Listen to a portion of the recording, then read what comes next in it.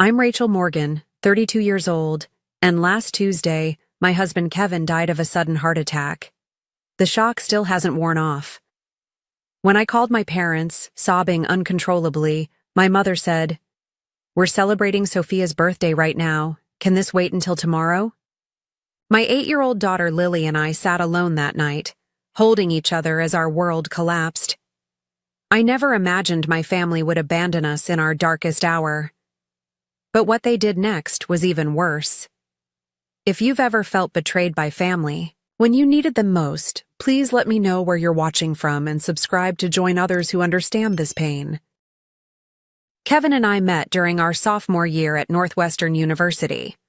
I was struggling through economics, and he was the charming teaching assistant who stayed after class to help me understand depreciation curves. His patience was the first thing I fell in love with, followed quickly by his infectious laugh and the way his eyes crinkled at the corners when he smiled. We dated through college, and he proposed on graduation day, hiding the ring in my diploma case. We married young at 23, ignoring warnings from friends who said we should experience life before settling down. But Kevin was my life. He was the person I wanted to experience everything with. After finishing his MBA, Kevin landed a job at a prestigious financial advisory firm in Chicago. He worked his way up quickly, impressing clients with his honest approach and genuine care for their financial well-being. He wasn't just good with numbers, he was good with people. That combination made him exceptional at his job. We spent 5 wonderful years as a couple before deciding to try for a baby. What we thought would be an easy journey turned into 3 years of heartbreak. 2 miscarriages, countless doctor appointments, and 1 failed round of IVF later, we were emotionally exhausted and financially drained. We started discussing adoption when I unexpectedly became pregnant with Lily. The pregnancy was difficult. I was on bed rest for the final 2 months, and Kevin worked from home to take care of me.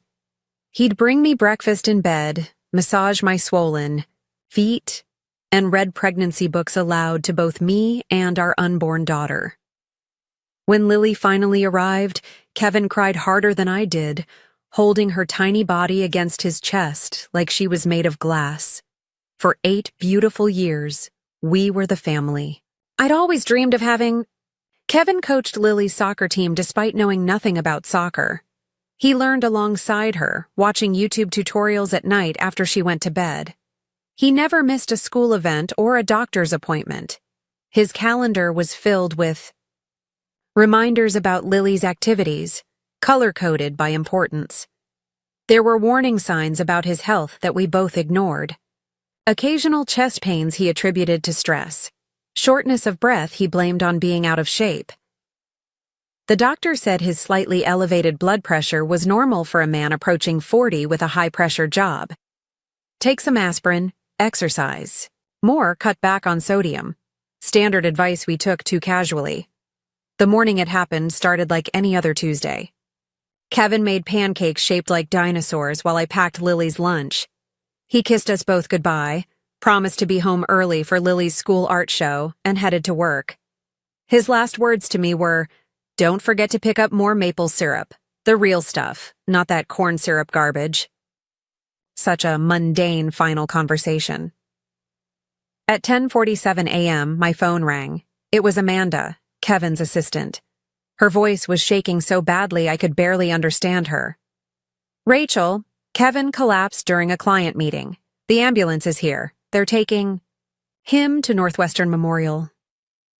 I remember dropping my coffee mug. The sound of ceramic shattering on tile seems to echo in my memory. I called our neighbor Ellen to pick up Lily from school, then drove to the hospital breaking every speed limit. I prayed the entire way, bargaining with God in desperate whispers, but I was too late. Kevin was pronounced dead at 11:23 a.m. minutes before I arrived. Massive heart attack, they said. Nothing could have been done, they assured me, as if that made it better somehow. Seeing Kevin's body was surreal. He looked like he was sleeping, except for the unnatural stillness of his chest. His skin was still warm when I touched his face. I kept expecting him to open his eyes, to smile and tell me this was all a terrible mistake. The next few hours passed in a blur of paperwork and phone calls. The funeral home needed decisions I wasn't prepared to make. Cremation or burial? What kind of service? Did he have a favorite suit? Questions that seemed impossible to answer when all I wanted to do was crawl into bed with my husband one last time. The hardest part was driving home, knowing I had to tell Lily that her father was never coming back. How do you explain death to an 8-year-old? How do you tell her that the daddy who made dinosaur pancakes that morning was gone forever? Telling Lily about her father was the most difficult moment of my life. When she got into my car after school, she immediately sensed something was wrong. "Where's Daddy?" "He promised to come to my art show tonight," she said, her backpack clutched in her small hands. I pulled over to the side of the road because I couldn't focus on driving. Turning to face her, I took her hands in mine. "Lily, something very sad happened today. Daddy got very sick at work, and his heart stopped working." Her face scrunched in confusion. "Can the doctors fix it?" The innocent hope in her question broke. Something inside me. "No, sweetie. When someone's heart stops working completely, the doctors can't fix it. Daddy died today." She stared at me for what felt like an eternity, her blue eyes, so much like Kevin's, processing this incomprehensible information. Then she asked, "Does that mean Daddy isn't coming home? Ever?" When I nodded, unable to speak through my tears, she let out a wail that didn't sound human. It was primal, the pure sound of a child's heart breaking. She threw herself into my arms, her small body shaking with sobs. "I want Daddy. Please, I want my Daddy." There was nothing I could do but hold her and cry with her, parked on the side of the road as life continued all around us, oblivious to our shattered world. That evening, after I'd finally gotten Lily to sleep in my bed, clutching Kevin's unwashed t-shirt for comfort, the full weight of my loss hit me. I sat on the bathroom floor, door closed so Lily wouldn't hear, and broke down completely. The physical pain of grief was overwhelming, like being repeatedly punched in the chest. I couldn't breathe. I couldn't think. I needed my mom and dad. With shaking hands, I called my parents. They'd been married for 40 years, had weathered losses together. Surely they would know what to say, how to help me through this impossible time. My mother answered on the 5th ring, the sound of laughter and music in the background. "Rachel, can I call you back? We're in the middle of Sophia's birthday dinner." "Mom," I choked out, barely able to form words through my sobs. "Kevin died this morning. He had a heart attack at work. He's gone." There was a pause, and I heard her cover the phone and say something to someone else. When she returned, her voice was slightly more somber, but still distracted. "Oh my goodness, that's terrible. Are you sure? Maybe there's been a mistake?" "I saw his body, Mom. There's no mistake." The fact that I had to convince my own mother that my husband was actually dead felt like another trauma on top of everything. Else? Well, this is quite a shock. "But sweetie, we're in the middle of Sophia's 40th birthday celebration. Everyone's here. We've got the caterers. Can you manage tonight? And we'll come by tomorrow when things settle down?" I couldn't believe what I was hearing. My sister's birthday party took precedence over her son-in-law's death, over her daughter and granddaughter's acute grief. My father got on the phone then. "Rachel, this is awful news. Was Kevin's life insurance policy up to date? You should call the company first thing tomorrow. Not, I'm coming right over. Not, what can we do to help? But a question about life insurance while my husband's body was barely cold. "I can't believe this is your response," I said, my voice hollow. "My husband just died. Lily lost her father. And you're at a party?" "Now, Rachel," my father said in that condescending tone he'd used throughout my childhood. "Sophia has been planning this milestone birthday for months. Everyone took time off work to be here. We can't just walk out. Be reasonable. Reasonable? As if grief followed any rules of reason. Forget I called, I said, and hung up. Within minutes, my phone was flooded with text messages from friends who had somehow heard the news. Kevin's college roommate Brian, my colleague Jennifer, even my old high school friend Taylor, who I hadn't spoken to in years, all offering condolences, asking what they could do to help. Strangers showed more compassion than my own family. My neighbor Ellen came over with a casserole and sat with me at the kitchen table as I tried to make a list of people to notify. She offered to stay the night, but I declined.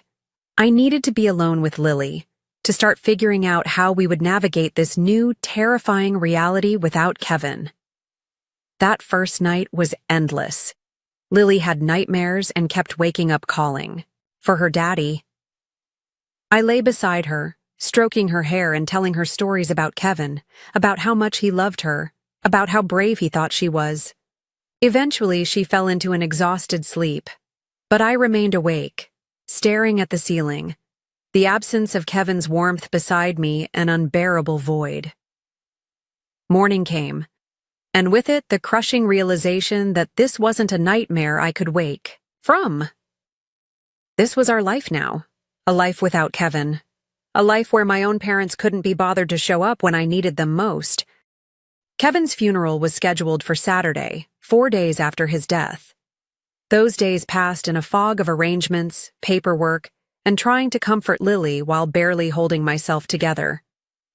My parents called once, briefly, to ask what time the service started and if they should wear black or if it was a celebration of life with colorful attire. They didn't offer to help with arrangements or ask how Lily was coping. The day of the funeral dawned bright and sunny, cruelly beautiful for such a dark occasion. Lily insisted on wearing a blue dress because Daddy always said I look like a princess in blue. I helped her with her hair, weaving a small braid along her temple the way Kevin used to do on special occasions. We arrived at the funeral home an hour early to greet people. Kevin's colleagues from the financial firm came. First, somber in their dark suits, many of them openly crying. They had lost not just a coworker but a friend.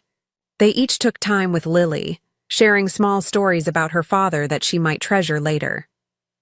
My parents and Sophia were supposed to arrive early too, but they texted 20 minutes before the service was scheduled to begin, saying they were running late due to traffic. They finally walked in as people were being seated, making a small commotion as they found places in the front row that I had reserved for family. My mother hugged me briefly, her perfume overwhelming. The traffic was terrible, and Sophia had a hard time finding something appropriate to wear on such short notice. Short notice. As if Kevin's death were an inconvenient dinner party. Throughout the service, I was acutely aware of Sophia checking her phone, my father glancing at his watch, my mother dabbing at dry eyes for show. Meanwhile, Kevin's colleagues and our friends were genuinely distraught, their grief palpable and real. In contrast to my family's detachment, Kevin's brother Marcus showed true devastation.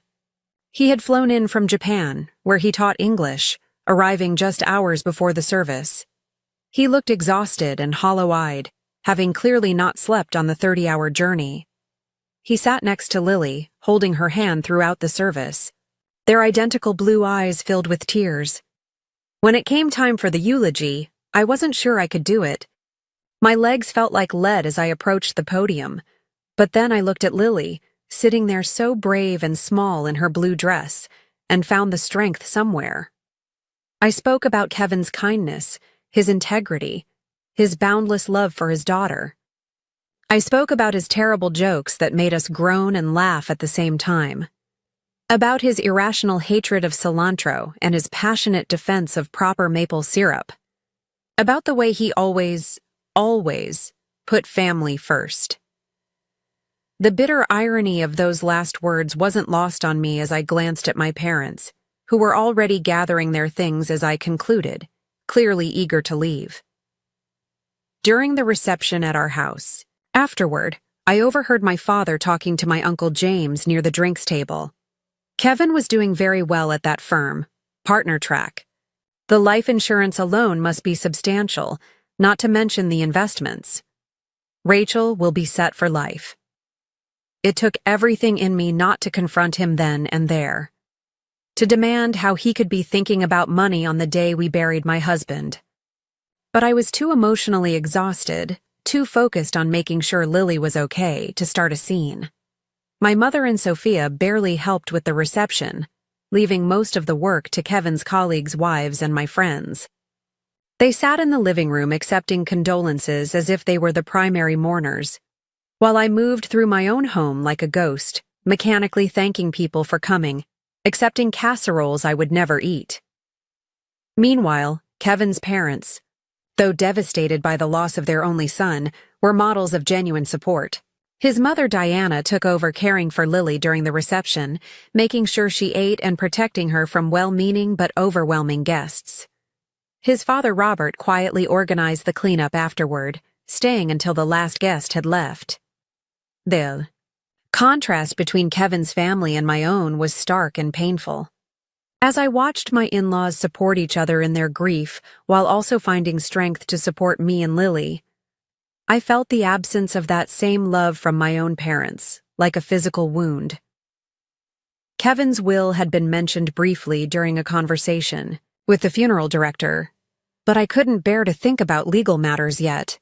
Thomas, Kevin's friend from law school who had handled our estate planning, gently suggested we wait a week or two before discussing the details. "There's no rush," he assured me. "Everything is in order, and you and Lily are well provided for." Kevin made sure of that. As the house finally emptied of guests, my parents and Sophia made quick excuses about getting on the road before dark. They left with perfunctory hugs and promises to call soon. They didn't offer to stay and help clean up, didn't ask if Lily and I wanted company, didn't acknowledge that this would be our first night after officially saying goodbye to Kevin. Instead, Marcus and Kevin's parents stayed. Diana made up the guest room for Kevin's parents and the sofa for Marcus. "We'll be right here if you need anything during the night," Diana said, hugging me tightly. "You're not alone, Rachel. Remember that." But as I lay in bed that night, listening to Lily's soft breathing beside me, I couldn't help feeling that in one crucial way, I was very much alone. The people who should have been my first line of support, my bedrock in time of crisis, had proven themselves unworthy of that role. 2 weeks after the funeral, I was sitting at the kitchen table trying to make sense of our health insurance situation when the doorbell rang. Lily was at school, her first week back since losing her father. The teachers were keeping a close eye on her and sending me regular updates, for which I was grateful. Through the peephole, I saw my parents standing on the porch, my father straightening his golf shirt, my mother checking her reflection in her compact mirror. I hadn't spoken to them since the funeral. They'd texted a few times with generic messages like, "Thinking of you," and "Hope you're doing okay," but there had been no real communication. I opened the door, not bothering to hide my surprise.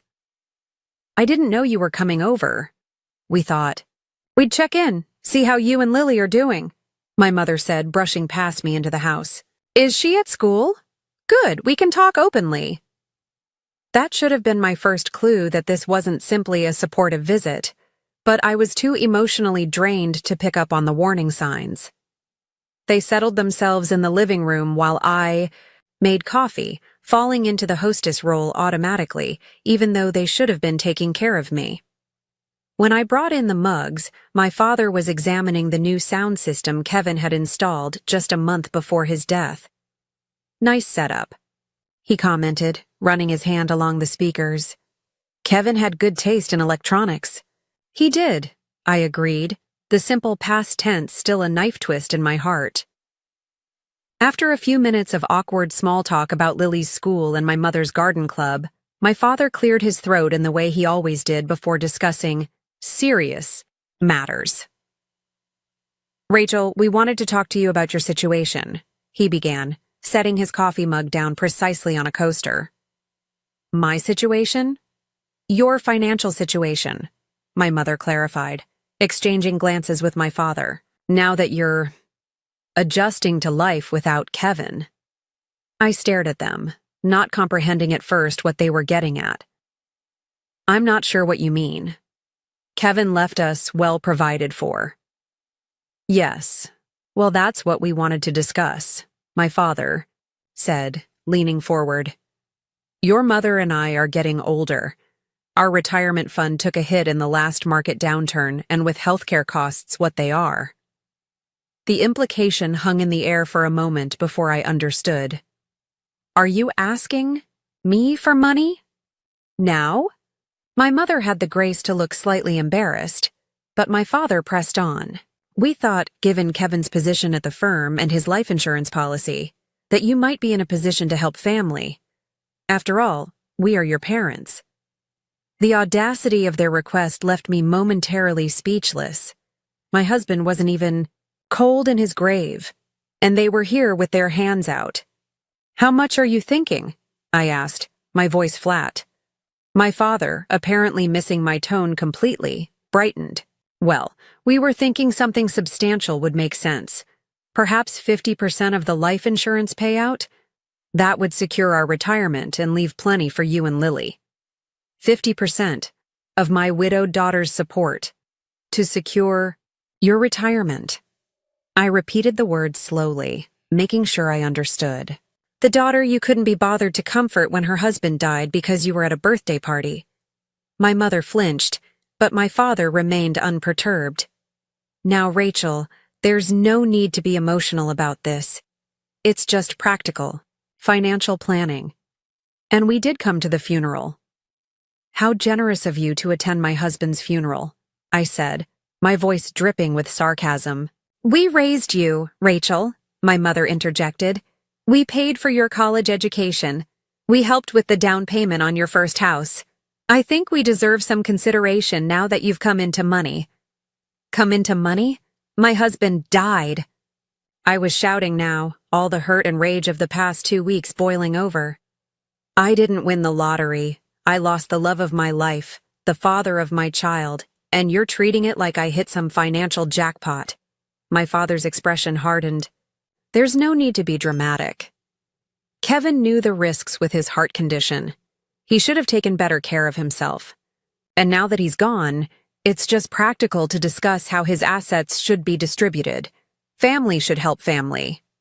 In that moment, as my father casually blamed Kevin for his own death while simultaneously trying to profit from it, something snapped inside me.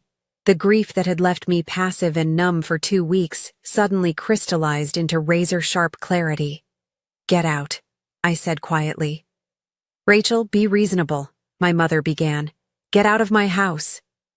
I screamed, the force of my anger physically propelling me to my feet. How dare you come here asking for Kevin's money? How dare you blame him for dying? He was worth 100 of you, and you couldn't even be bothered to comfort your own daughter when she was breaking apart. My parents looked genuinely shocked at my outburst.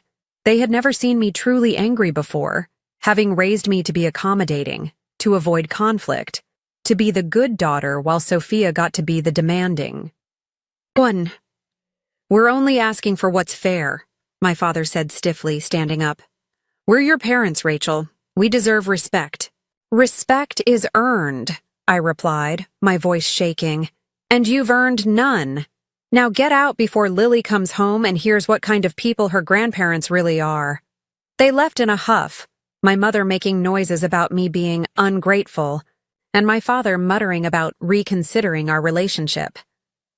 I closed the door behind them and sank to the floor, trembling with rage and hurt. Later that afternoon, when I picked Lily up from school, she seemed more withdrawn than usual. In the car, she finally spoke up. Mommy, why were Grandma and Grandpa at our house today? My heart sank. Did you see them? She nodded. Mrs. Wilson let me go to the bathroom during math, and I saw their car from the school window. Did they bring something for us? The innocent question broke my heart anew. No, sweetie, they just Came to talk to me about some grown-up things. Did they ask about Daddy's money? She asked, surprising me with her perception. What makes you say that? Lily looked down at her hands. I heard Grandpa at the funeral telling Uncle James that we would get lots of money because Daddy died. Is that true? That my 8-year-old daughter had overheard such a conversation made me physically ill. Lily, your daddy made sure we would be taken care of, yes. But money doesn't make up for not having him here with us. She nodded sagely. I would give all the money in the world to have Daddy back. Me too, baby, I whispered. Me too. That night, I called Marcus, who had returned to Japan but was planning to come back for an extended stay during his summer break to help us adjust. I told him about my parents' visit and their demand. Are you kidding me? He exploded. They want half of Kevin's life insurance? That's insane, Rachel. I know. I still can't believe they actually asked. But I'm worried they might not let it go. My father can be very stubborn when he thinks he deserves something. Marcus was quiet for a moment. Kevin talked to me about his financial planning, you know. He was very thorough, wanted to make sure Lily would be taken care of through college and beyond if anything happened to him.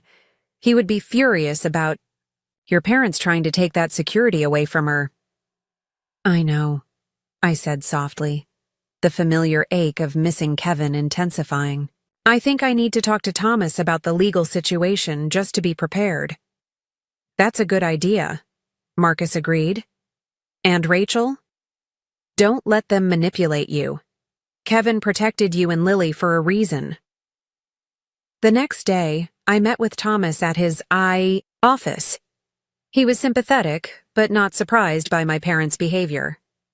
Unfortunately, I see this kind of thing more often than you'd think, he said, reviewing Kevin's will and insurance documents.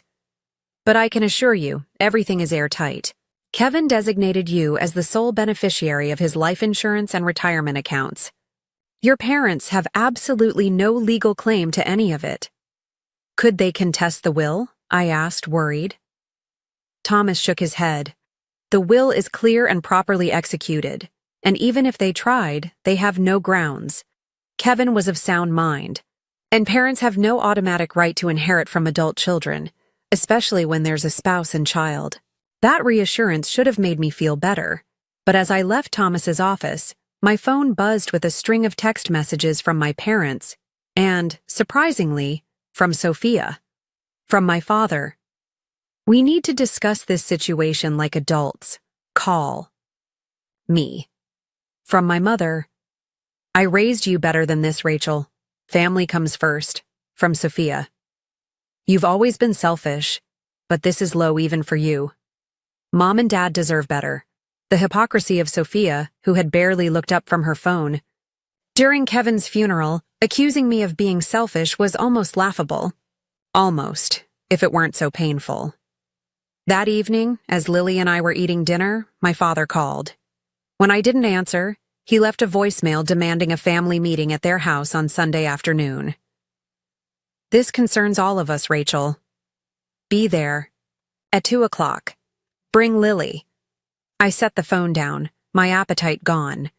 Involving Lily in this ugly situation was the last thing I wanted, but maybe it was time to have everything out in the open, to make a final break if necessary. With Thomas's reassurance about the legal aspects, I felt more confident in standing my ground. Was that Grandpa? Lily asked, pushing her peas around her plate. Yes, I admitted. He wants us to come over on Sunday. Lily was quiet for a moment, then asked, Do we have to go? The fact that my daughter, who had once loved visiting her grandparents, now seemed reluctant, spoke volumes. I think we should, I said carefully. Sometimes it's important to face difficult situations directly. She nodded, a look of determination crossing her face that reminded me painfully of Kevin. Okay. But can I bring something with me? I have an idea. What kind of idea? I asked, curious about her sudden intensity. Just something Daddy taught me about standing up for yourself, she said cryptically. Can I use the computer after dinner? Agreed. wondering what my 8-year-old was planning, but trusting that whatever it was, it came from the good heart and strong values her father had helped instill in her. The days following my parents' visit were filled with conflicting emotions. Grief for Kevin remained a constant heavy weight, but now it was complicated by anger and betrayal toward my family.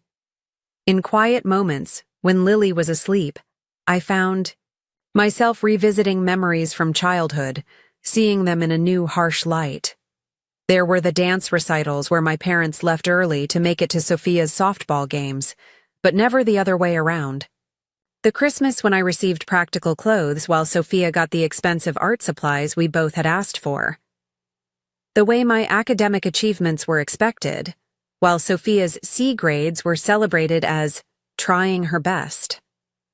Small inequities. That seemed insignificant individually, but formed a pattern when viewed collectively. I called Amanda, Kevin's assistant, who had become a friend in the weeks since his death. "Am I overreacting?"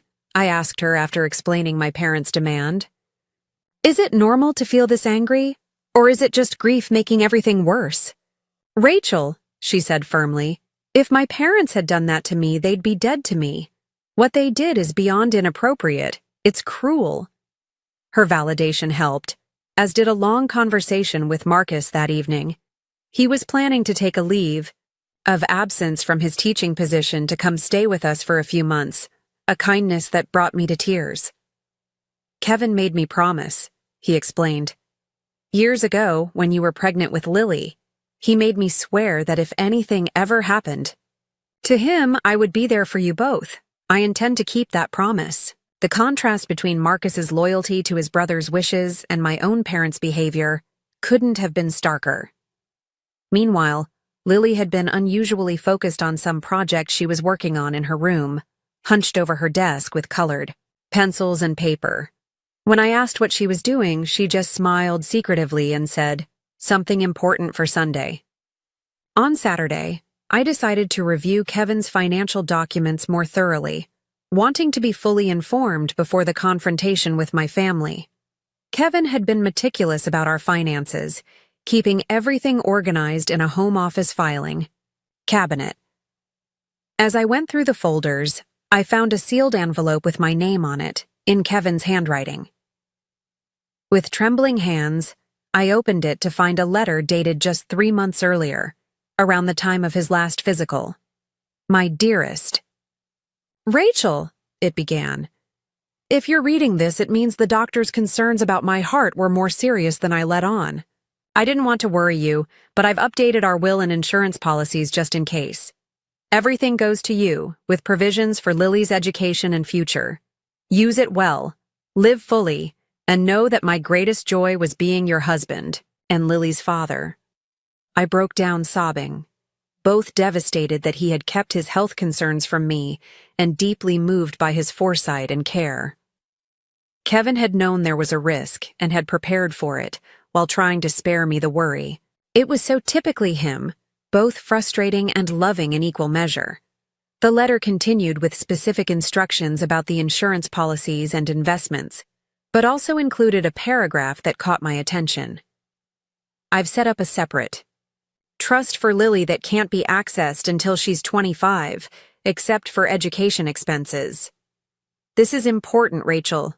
Your father has approached me twice about investment opportunities that were thinly veiled requests for money. I declined politely, but he seemed to think my death would create an opportunity for him to access funds through you. Don't let that happen. Your parents have made poor financial choices for years, and while I sympathize, Lily's future cannot be compromised to bail them out." The revelation that my father had already tried to get money from Kevin while he was alive added another layer of betrayal. Kevin had protected me from this knowledge, probably trying to preserve my relationship with my parents. Even in this, he had put my feelings first. Armed with this new information, I called Thomas again to verify that the trust Kevin mentioned was indeed secure from any claims. He assured me it was ironclad, and also suggested I bring a copy of Kevin's letter to the family meeting. "It's not legally necessary," he explained. but it might be useful to have Kevin's explicit wishes documented if they try to pressure you emotionally. Sunday morning arrived with a sense of impending confrontation. Lily was unusually quiet as we got dressed, but there was a determined set to her small shoulders that reminded me of Kevin before an important client meeting. "Are you sure you want to come?" I asked her one last time as we prepared to leave. "You could stay with Ellen instead." She shook her head firmly. "I need to be there, Mom, for Daddy." On the drive to my parents' house, Lily clutched a manila envelope to her chest, still refusing to tell me exactly what was inside. "It's a message from me and Daddy," was all she would say. As we pulled into the driveway of the suburban home where I'd grown up, I noticed several cars I recognized as belonging to my aunts and uncles. My parents had apparently invited an audience, perhaps thinking I would be less likely to refuse them in front of extended family. "Ready?" I asked Lily, my hand on the ignition. She nodded, her face solemn beyond her years. "I'm ready, Mom. Don't worry."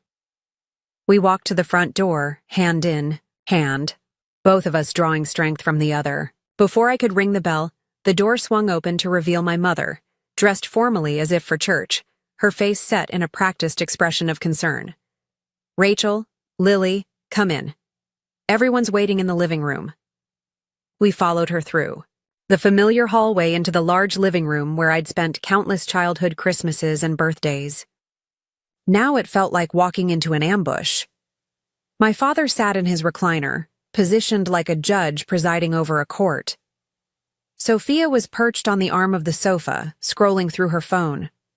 Around the room sat my Aunt Rita, Uncle James, and my father's brother Terry with his wife Barbara. "Thank you for coming," my father said formally, as if this were a business meeting rather than a family gathering. "We have important matters to discuss." I remained standing, keeping Lily close, to my side. "Before we start, I want to be clear that whatever you have to say, you can say in front of Lily. She has a right to know what's happening in her family." My mother frowned. "Rachel, this is hardly appropriate conversation for a child. If it's not appropriate for her to hear, then it's not appropriate for you to be asking," I replied evenly. "This concerns her future, too." My father cleared his throat. "Fine. We'll get right to the point. Your mother and I have been discussing the family financial situation. As you know, we helped you considerably throughout your life, from college, tuition to the down payment on your first house." I bit back the retort that they had paid half as much for my education as they had for Sophia's art school, which she never completed. This wasn't the time for old grievances. "We believe," he continued, "that given the substantial windfall you've received from Kevin's passing, it's only fair that you assist the family in return. We're proposing a distribution that would secure our retirement and also provide some assistance to Sophia, who, as you know, has struggled financially as an artist." Sophia looked up from her phone long enough to give me a smug smile, as if my husband's death were some cosmic balancing of the scales between us. "I've prepared a breakdown of what we consider a fair distribution," my father said, passing me a printed document. "As you'll see, we're suggesting 50% of the life insurance proceeds be directed to your mother and me, with an additional 15% allocated to Sophia." I scanned the document, which detailed not just percentages, but actual dollar amounts. They had somehow discovered the exact value of Kevin's life insurance policy, likely through my Uncle James, who worked in the insurance industry. "You want 65% of the money that's meant to secure my daughter's future after losing her father?" I stated flatly. "Money that Kevin earned and specifically designated for us." "Family takes care of family, Rachel," my mother interjected. "Your father and I are getting older, our medical expenses are increasing, and you have to think about the bigger picture." "The bigger picture," I repeated, "like how you couldn't be bothered to leave Sophia's birthday party when my husband died." "That bigger picture?" An uncomfortable silence fell over the room. My Aunt Rita shifted in her seat, looking embarrassed. At least someone had the decency to recognize how inappropriate this all was. "Now, Rachel," my father said in his patronizing tone, "we've apologized for that unfortunate timing. But you have to understand, we had guests from out of town. We couldn't just leave." "Actually, you could have," I replied. "You chose not to." "This isn't productive," Sophia cut in. "The point is, you're suddenly rich while the rest of us are struggling. Mom and Dad sacrificed for you your whole life. They deserve security in their old age." "And what about Lily's security?" I asked, my voice rising despite my efforts to stay calm. "Do you think Kevin died so that you could buy a new car or go on cruises? That money is for his daughter's future." My father stood up, his face reddening. "Now you listen here. We are your parents. We raised you, fed you, clothed you. You owe us respect and consideration." "Respect?" I laughed bitterly. "You haven't shown me or Lily an ounce of respect or genuine concern since Kevin died. All you care about is what you can get from us." "That's not true," my mother protested weakly. "We care about you, Rachel. We're just trying to be practical." "Practical would be asking how your granddaughter is coping with losing her father. Practical would be offering to help with meals or housework or emotional support. Not this vulture behavior." The room fell silent again. My Uncle Terry looked uncomfortably at the floor while his wife Barbara glared at my father, clearly as appalled as I was. Into this tense silence, Lily suddenly stepped forward, still clutching her envelope. "I have something to say," she announced, in a clear, strong voice that startled everyone. My mother attempted a condescending smile. "Sweetie, the adults are talking about important things right now." Lily stood her ground, channeling Kevin's quiet confidence. "This is important too. It's about my daddy and what he would want." All eyes turned to her, this small figure standing so bravely in the center of adult conflict. Even Sophia put down her phone. "Daddy taught me that when people show you who they really are, you should believe them," Lily said, her voice only slightly trembling. "And when people only come around, when they want something, they're not really family." She turned to face my parents directly. "You didn't come to see us when Daddy died. You didn't help Mom when she was crying every night. You didn't ask me if I was okay or if I needed anything. You only came when you wanted money." The raw truth from an 8-year-old's mouth seemed to land differently than when I had said similar things. My mother's carefully composed face crumpled slightly, while my father seemed at a loss for words. Lily opened her envelope and pulled out a sheet of paper. "I made something for you, because I know that's why you really came to see us." She walked over and handed the paper to my father. It was a child's drawing, but as I glimpsed it over his shoulder, I saw it was designed to look like an invoice. At the top, in Lily's careful handwriting, it read, "Bill for real love and support." Listed below were items like being there when Daddy died, $0, not provided; helping Mom when she was sad, $0, not provided; hugging me when I cried for Daddy, $0, not provided; being real grandparents, priceless, but not paid. At the bottom was a total, $0, that's why you came, right? For money? This is what you earned. The silence in the room was absolute. My father's hands trembled as he held the paper. My mother began to cry, whether from shame or manipulation I couldn't tell. Sophia stared at Lily with an expression of shock, as if seeing her niece for the first time. "I think we're done here," I said quietly, taking Lily's hand. "Don't contact us again unless it's to apologize and show genuine change. Lily deserves better grandparents than you've been, and I deserve better parents." As we walked out, leaving my stunned family behind, I felt a strange mixture of sorrow and liberation. We had lost more than Kevin. We had lost the illusion of a supportive extended family. But in that loss, there was also clarity and the freedom to rebuild our lives without toxic obligations. In the car, I hugged Lily tightly. That was incredibly brave. I'm so proud of you. She hugged me back. Daddy always said we have to stand up for what's right, even when it's hard. Was I right? Mom? Yes, baby, I assured her, tears streaming down my face. You were absolutely right. The drive to my parents' house had been tense, with Lily unusually quiet beside me, that manila envelope clutched tightly in her small hands. I'd been so focused on preparing for the confrontation with my parents that I hadn't paid enough attention to what my daughter was planning. Now, as we drove away from the house where I grew up, I felt equal parts pride in her courage and sadness that she had to grow up so fast. Lily, how did you come up with that idea for the bill? I asked as we drove home. She gazed out the window for a moment before answering. Daddy and I were watching a movie once where someone gave an invoice to a mean person. Daddy said sometimes people need to see on paper what they're really worth. Her voice cracked slightly. I think Grandpa and Grandma needed to see that they haven't been worth much to us lately. The wisdom in her words, echoing Kevin's values, brought fresh tears to my eyes. Your daddy would be so proud of you today, I told her, reaching over to squeeze her hand. So am I.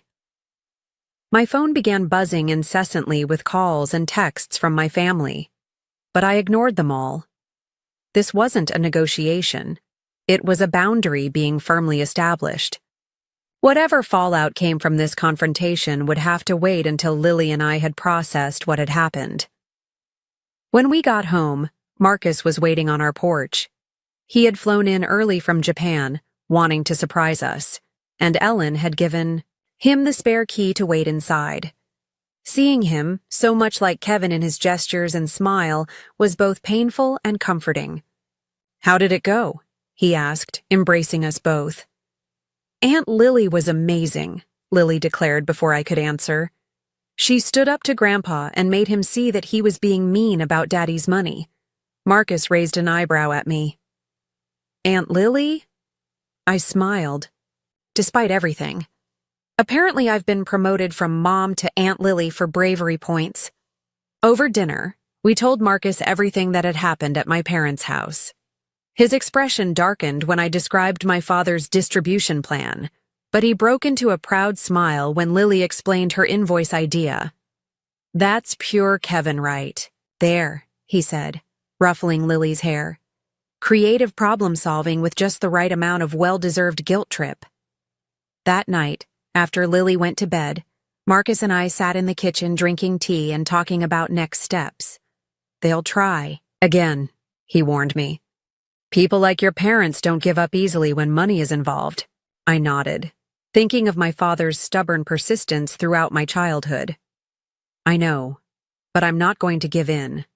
Not just because it's wrong, but because it would betray Kevin's explicit wishes. Have you thought about what this means for your relationship with them going forward? Marcus asked gently. It was a question I'd been avoiding since the confrontation. I don't know, I admitted. Part of me wants to cut them off completely. They've shown their true colors so clearly. But another part of me wonders if that's fair to Lily. They're her only grandparents on my side. Are bad grandparents better? Then no grandparents? Marcus countered.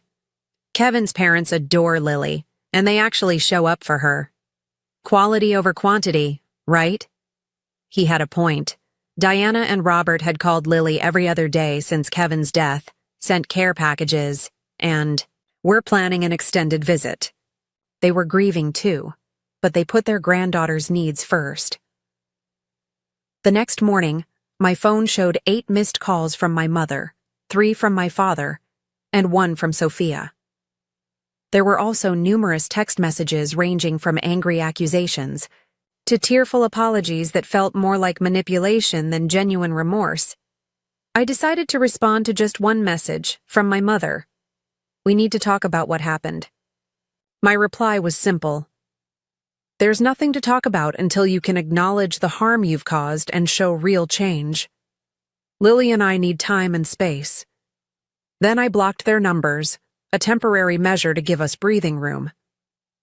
I also emailed Thomas to inform him of what had transpired and ask him to be on alert for any legal maneuvers my parents might attempt, though he had assured me they had no grounds for any claims. Over the next few days, my parents tried various approaches to re-establish contact. They sent flowers with apology cards that spoke vaguely of family misunderstandings. They attempted to reach me through mutual friends. My father even showed up at my workplace, only to be turned away by security when I refused to see him. Surprisingly, it was my Aunt Barbara, Uncle Terry's wife, who provided an unexpected source of support. She called from her personal phone, which I hadn't blocked, asking if we could meet for coffee. Wary but curious, I agreed. I want you to know that not everyone in the family supports what Brad and Carol did, she told me when we met, referring to my parents. Terry and I were horrified. We only went to that meeting because they told us it was about planning a memorial scholarship in Kevin's name. Her honesty was refreshing, and it helped to know that not all of my extended family were complicit in my parents' scheme. They've always favored Sophia, Barbara continued, confirming what I'd felt but doubted for years. We've all seen it, but no one wanted to interfere. Maybe we should have. A week after the confrontation, a formal letter arrived from my father, written on his business stationery as if to lend weight to his words. It stated that unless I was willing to come to a reasonable financial arrangement with them, they would be forced to reconsider our relationship with you and Lily entirely. It was meant to be threatening, I suppose, this idea that they would cut us off. Instead, it felt like permission to move forward without the burden of toxic relationships. I filed the letter with Thomas in case it was ever needed as evidence of their intentions. 2 weeks after our confrontation, my mother tried a new tactic, showing up at Lily's school at pickup time. Fortunately, I had already informed the school about the situation, and they called me immediately. By the time I arrived, the principal had politely but firmly asked my mother to leave, reminding her that only authorized individuals could interact with students. Standing in the school parking lot, my mother looked smaller somehow, less imposing than she had throughout my childhood. "You're turning everyone against us," she accused when she saw me. "No, Mom. Your own actions are doing that," I replied evenly. "Please don't come to Lily's school again. If you want to rebuild a relationship with us, it needs to start with respect for our boundaries." "We're your parents," she protested, tears forming in her eyes. "You can't just cut us out of your life." "I'm not cutting you out," I clarified. "I'm asking you to step back and reconsider how you want to be part of our lives. Do you want to be the grandparents who support and love Lily unconditionally, or the ones who saw her father's death as a financial opportunity? The choice is yours, but there are consequences either way." She didn't have an answer for that, and we parted without resolution. It was the last direct contact I had with either of my parents for nearly 2 months. During that time, I focused on Lily, on starting to build our new normal without Kevin, but with the support of those who truly cared for us.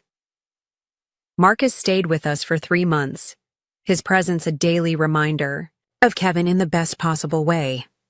He taught Lily to play chess, something Kevin had planned to do. He helped me sort through Kevin's belongings when I was finally ready, sharing stories and memories that made the painful task bearable. Kevin's parents visited for extended periods, filling our home with warmth and genuine love.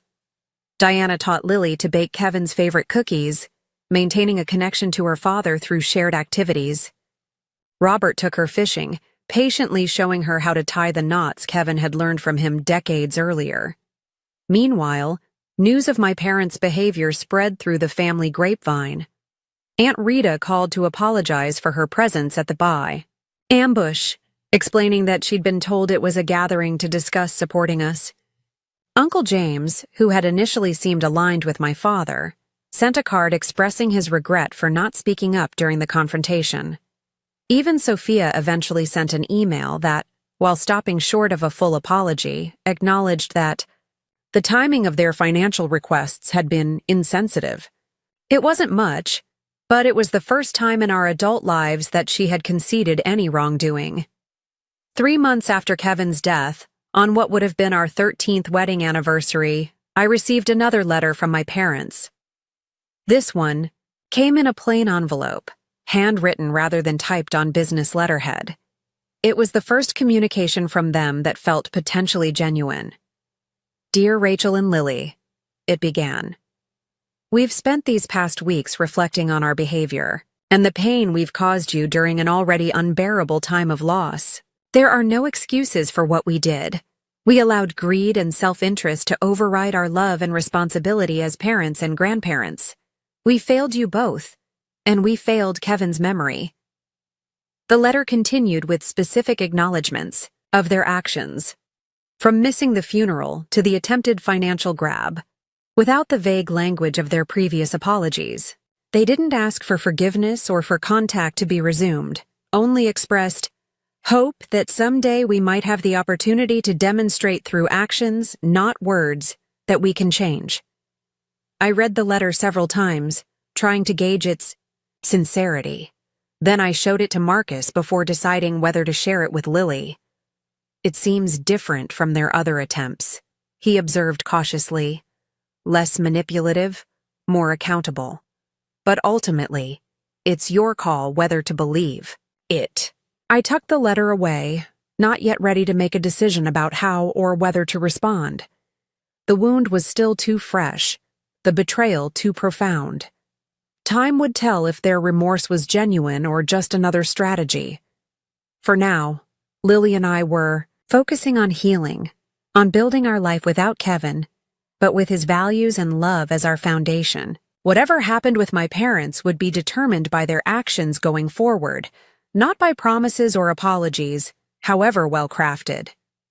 As Marcus prepared to return to Japan, with plans to visit again soon, he helped me organize a memorial gathering on Kevin's birthday. Unlike the funeral, which had been somber and formal, this was a celebration of Kevin's life, held in our backyard with his favorite barbecue food and music.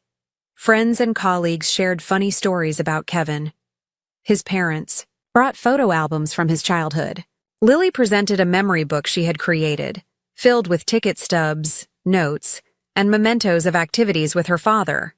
Notably absent were my parents and Sophia, who had not been invited. It was a boundary I needed to maintain for now, creating a safe space for grief and remembrance without the tension their presence would bring. As the gathering wound down and guests began to leave, Lily tugged at my sleeve. "Mom, can we invite Grandma and Grandpa next time?" she asked quietly. "Which grandparents, sweetie?" I asked, though I knew who she meant. "Mom's parents," she clarified. "The ones who asked for money. I think Daddy would want us to give them another chance if they're really sorry." Her compassion, so like Kevin's, brought tears to my eyes. "We'll see," I promised her. "If they show us they've really changed, maybe next time." It wasn't forgiveness exactly, not yet. But it was an opening, a possibility that the future might include some form of reconciliation. For now, that was enough. The envelope confrontation marked a turning point in our lives. In the immediate aftermath, the division in my extended family was stark and painful. Some relatives sided firmly with my parents, viewing me as the ungrateful daughter who refused to help family. Others recognized the inappropriate nature of my parents' demands and offered quiet support. My Aunt Barbara became an unexpected ally, calling regularly to check on Lily and me, and occasionally passing along family news without pressure or judgment. Uncle Terry, though less demonstrative, showed his support by sending Lily books and science kits, remembering her interests in a way my parents rarely had. The most surprising reaction came from my cousin Jennifer, Sophia's daughter, who was in her early 20s. She reached out via email about a month after the confrontation. "I've always seen how differently Grandma and Grandpa treated you compared to Mom," she wrote. "What they did after Kevin died was inexcusable. and I want you to know that not everyone in the family thinks you're wrong for standing your ground." Her message meant more than she could know. Validation from an unexpected source that I wasn't crazy or selfish for protecting Lily's future. My parents' initial reaction to being cut off was a campaign of manipulation. They enlisted family members to plead their case, sent guilt-inducing emails, and even attempted to use Lily's school as a point of contact. When these efforts failed, they shifted tactics to more direct threats, suggesting they might contest the will despite having no legal grounds to do so. Thomas, Kevin's lawyer friend, responded to these threats with a firmly worded legal letter outlining the baselessness of any potential claims and the possible consequences of harassment. After that, the direct pressure eased, though the emotional fallout continued. Throughout this difficult period, I was surprised by how many people stepped forward to support us. Kevin's colleagues established a college fund for Lily, separate from what Kevin had already arranged. My neighbor Ellen, a retired teacher, helped Lily with homework when grief made concentration difficult. Even my boss at the architectural firm where I worked as an office manager showed unexpected compassion, allowing me flexible hours to attend grief counseling with Lily. 6 months after Kevin's death, Marcus returned for another extended visit, this time with news. "I'm transferring to the university here," he announced over dinner one night. "I've been offered a position in the linguistics department starting next semester." "You're moving back to the States?" I asked, surprised. Marcus had been living in Japan for nearly a decade. He nodded, glancing at Lily, who was practically bouncing with excitement. "Kevin made me promise to be there for you both. It's easier to keep that promise if I'm in the same country, ideally the same city." The decision to reconfigure our lives without Kevin wasn't simple, but having Marcus nearby made it easier. He didn't try to replace his brother, but his presence kept Kevin's memory alive for Lily in countless small ways, from the same quirky sense of humor to shared mannerisms that sometimes caught me off guard. On Lily's 9th birthday, 4 months after the confrontation with my parents, I received another letter from them. This one came with a modest gift for Lily, a book about astronomy that actually aligned with her interests, suggesting a level of thought that had been missing from previous gifts of pink princess items she had never cared for.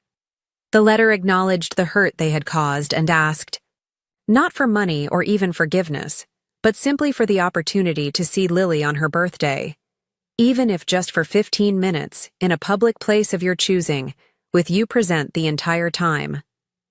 After discussing it with Lily, who was cautiously open to the idea, I arranged for a brief meeting at her favorite ice cream shop. I set clear boundaries in my response.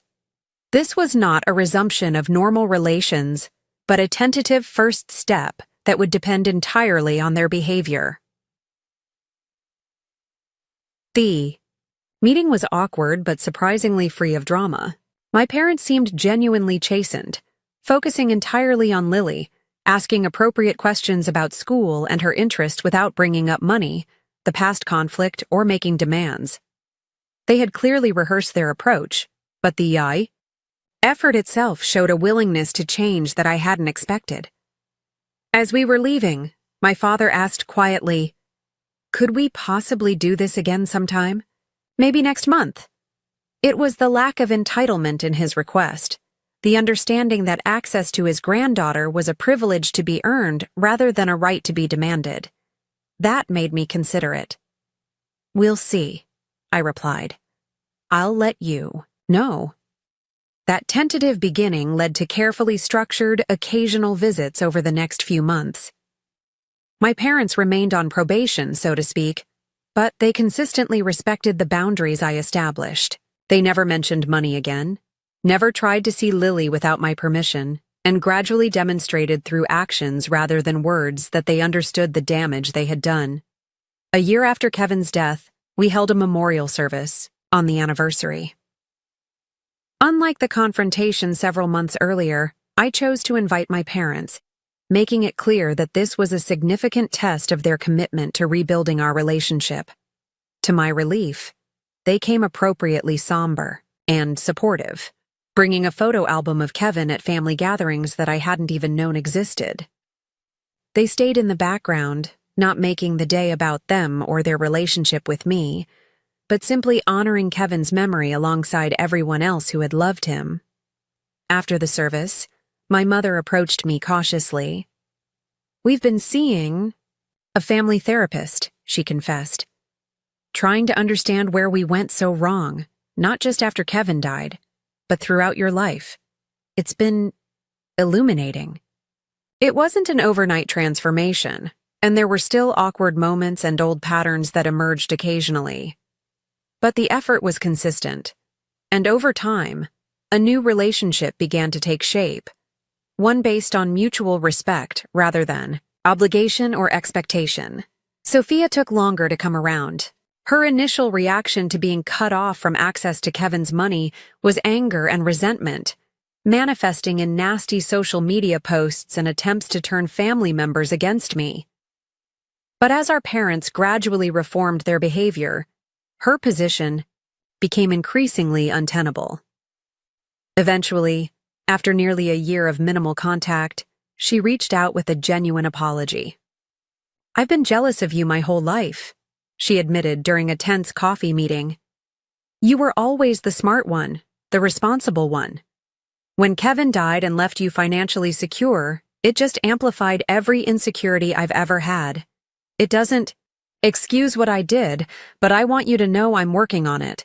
It was perhaps the most honest conversation we'd ever had as sisters. It didn't immediately repair our relationship, but it opened a door to the possibility of a healthier connection in the future. As for Lily and me, the journey through grief was ongoing but evolving. The sharp, constant pain of early loss gradually transformed into something more manageable, a sadness that could coexist with moments of joy and hope. Lily still had nights when she cried for her father, but she also had days filled with laughter and normal 9-year-old concerns. With Thomas's help, I established a foundation in Kevin's name that provided financial education for underserved communities, something he had been passionate about. Running the foundation gave me purpose beyond surviving day to day and connected me with people who shared Kevin's values. On the second anniversary of Kevin's death, I took Lily to his favorite spot by the lake. We sat on a bench watching the water, remembering him together. "Mom," Lily said thoughtfully, "I think the envelope I gave Grandpa and Grandma helped them." "What makes you say that?" I asked. "Well, they're different now. They listen more. They ask about my feelings. They remember what books I like." She picked up a stone and skipped it across the water the way Kevin had taught her. "Daddy always said sometimes people need to see themselves clearly before they can change." "Your dad was very wise," I agreed, amazed yet again by my daughter's perception and resilience. "I still miss him every day," she said, "but I think he'd be happy about how we're doing, don't you?" I put my arm around her, this remarkable child who carried so much of her father in her. "Yes, baby. I think he'd be very proud of us both." The truth was, losing Kevin had revealed exactly who in our lives was truly family and who was not.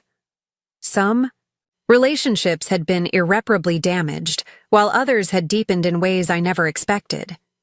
New connections had formed, creating a support system built on genuine care rather than obligation. My parents were now cautious figures in our lives, working to earn back trust one respectful interaction at a time. Marcus had become a constant, loving presence, an uncle who took his role seriously. Kevin's parents remained devoted grandparents, their love for Lily a direct extension of their love for their son. And Lily and I had each other, bonded not just by grief, but by our shared experience of standing up for ourselves and discovering our own strength in the process. The inheritance that my parents had so coveted went untouched, except for living expenses and Lily's education fund. The material security Kevin provided was valuable, but his true legacy was in the values he instilled in us, the courage he inspired, and the love that continued to guide our choices. As we walked back from the lake that day, Lily slipped her hand into mine. "I think the best way to remember Daddy is to be kind but strong, like he was," she said. "To help people, but not let them take advantage." "That's exactly right," I agreed, squeezing her hand. "That's how we honor him every day." The journey of grief isn't linear, and healing doesn't mean forgetting.